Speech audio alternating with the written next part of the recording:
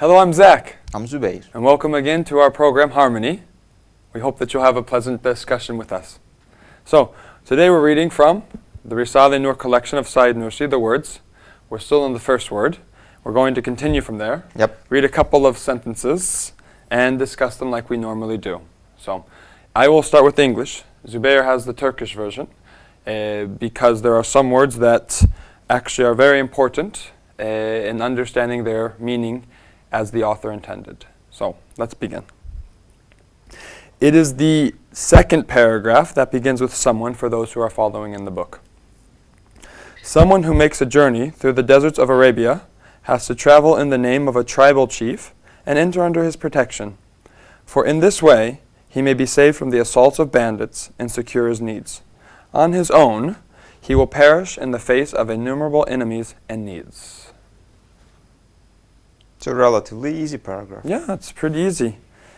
We have somebody in a journeying through a desert. Journeying. Yes. I think we had a couple of conversations about this thing, right? Last time. About journeying? Mm-hmm. We've talked about it in our own discussions off the air, but I don't think we've talked about it here yet. But anyway, let's talk about bring it. them. So then, journey through the deserts of Arabia. Why did you want to bring that up? So what is the difference between journey and trip or travel or what? In English, What are we doing? In English, there's really none. Really? But I think that's what you're getting at. Why? What's the word in Turkish? It's seyahat in Turkish. Yeah, actually, it's coming from the Arabic word, Arabic root. So there's a difference, slight difference between, let's say, journey and trip or walking around. Okay. So the man in the desert does not have an end point, it seems. Doesn't have a specific goal that he's trying to reach. Yeah. So he's just walking around, maybe running around. Which is basically what you do in a desert. Well, I mean, if you're in a desert, you're really not going anywhere.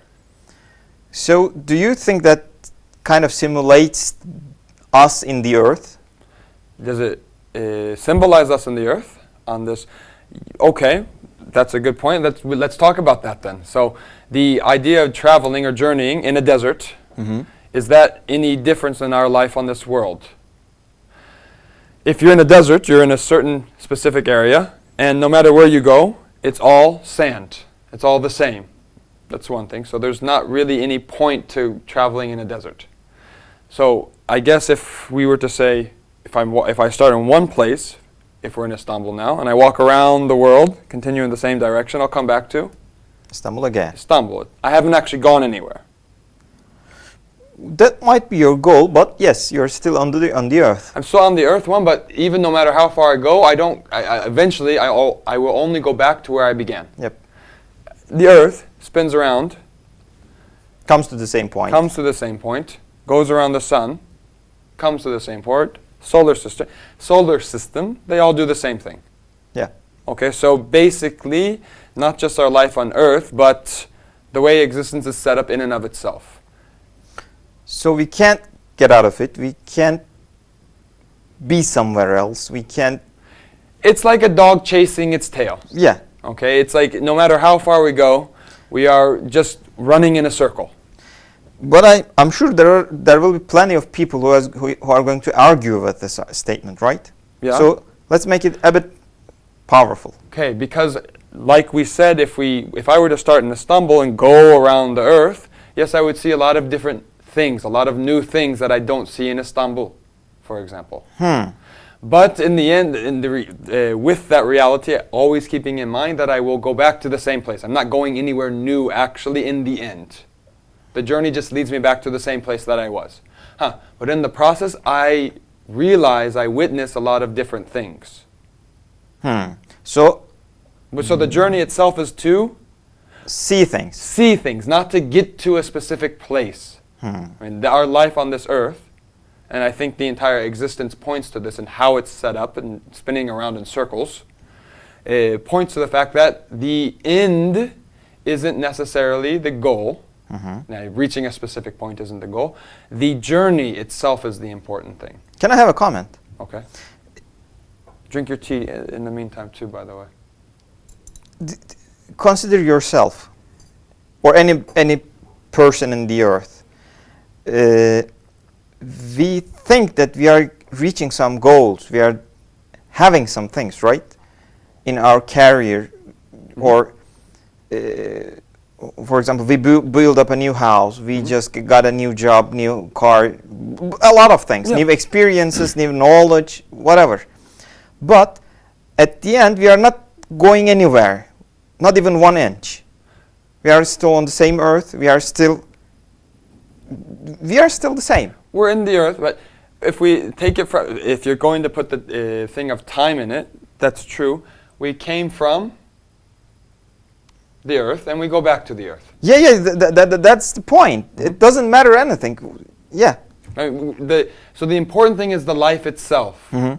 But in what terms? I think that's what the next sentence is. So let's maybe combine these two sentences, that this sentence about the journey with the next sentence. Because what is the importance about this journey if we're just going to go back to the same place? And it's pointless. It's pointless. The whole life might be pointless if you want to really get to somewhere else. Yes, yes. If the goal is to reach a specific point, it is pointless because you're not going anywhere in the end through the journey. So what's the actual point? Yeah, of life. There you go. I think that's the next part. So you travel through the desert, so that he can be saved from the assaults of bandits and secure his needs. Yeah. We talked before the program about what it meant to secure one's needs. What was the word that was used in the Turkish? Again, in the original text, there are some, let's say, clues. The original word is tedarik. Okay. It's an Arabic-rooted word, and it kind of to obtain what you need, right? Okay, to be provided. Yeah, be provided. And the same root also has another meaning, idrak, which comes from the same root, very same root. And it means to comprehend. Okay.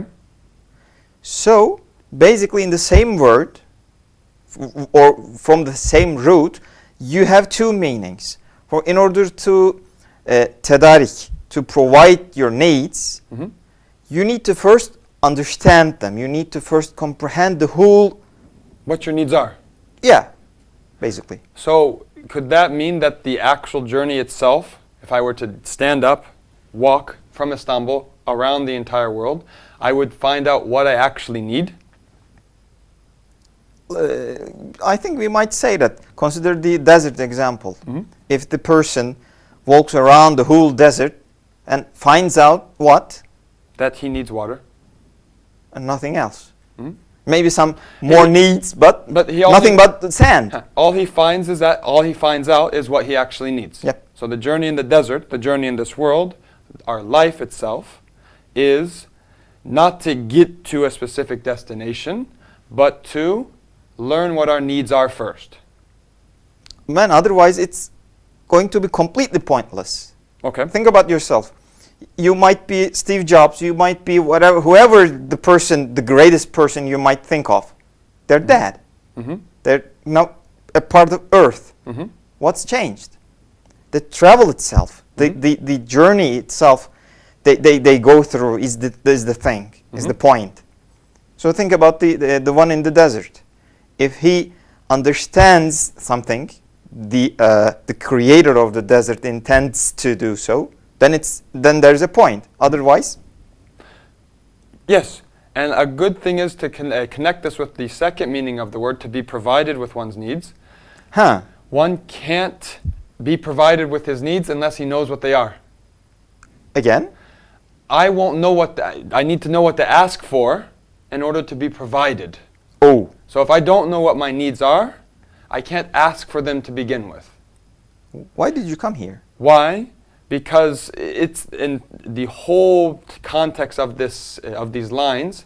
The author also said we needed to take a name of a tribal chief. Yes, we'll go into that into more detail later. Okay. But to put that in there, the important thing is yes, knowing what your needs are, so that you can ask for them to be provided. Ooh, if you do not know what to ask from the tribal chief, you might not need him. Imagine, last example and then we'll end. A child, we both have children. The first time we gave our children ice cream, chocolate, or whatever, Yeah. they didn't even want to try it. We forced them to try it, and they found out that they loved it. Yep. They didn't know that they wanted it. Okay, But now they know it. now they know it and they ask for it all the time. So they comprehended their needs, Mhm. so they are provided. Yes. And so I think that is enough for now. Yep. Okay, so then we can finish and then we can continue this from the same lines the next time, I think. Okay. We hope that you had a good discussion with us this time. See you next time. Bye.